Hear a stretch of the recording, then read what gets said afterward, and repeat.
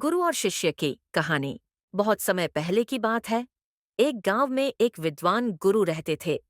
वे अपने ज्ञान, सादगी और आदर्शों के लिए प्रसिद्ध थे। उनके पास दूर दूर से शिष्य शिक्षा लेने आते थे। गुरु न केवल विद्या का ज्ञान देते थे, बल्कि जीवन के उच्च मूल्यों और नैतिकताओं का भी पाठ पढ़ाते थे। एक दिन गुरु ने अपने सभी शिष्यों को एकत्रित किया और कहा, मैं तुम सबकी परीक्षा लेना चाहता हूं।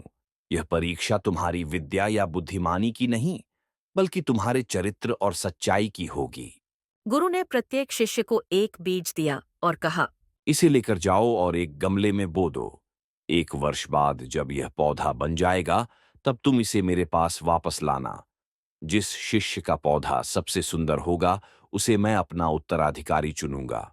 सभी शिष्य उत्साहित हो गए। उन्होंने बीज लिया और इसे बड़े ध्यान से अपने अपने गमलों में बो दिया। वे उसकी पूरी देखभाल करने लगे।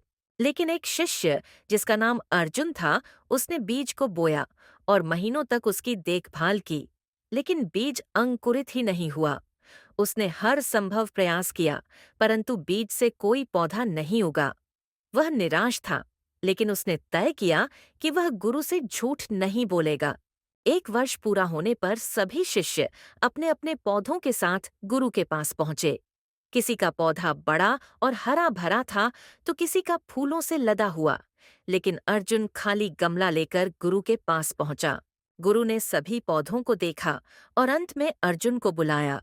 उन्होंने कहा, अर्जुन, तुम मेरे सबसे सच्चे शिष्य हो। जो बीज मैंने तुम्हें दिया था, वह पहले से उबला हुआ था, जिससे उसमें जीवन नहीं था। यह कभी अंकुरित नहीं हो सकता था। लेकिन बाकी शिष्यों ने मुझसे झूठ बोला और दूसरों के बीज बो दिए। तुमने सच्चाई और ईमानदारी दिखाई। यही एक सच्चे उत्तराधिकारी की पहचान है। सीख। सच्चाई और ईमानदारी जीवन में सबसे बड़ा गुण है। चाहे परिस्थितियां कैसी भी हों, हमें हमेशा सच बोलना और अपने कर्तव्यों का पालन करना चाहिए।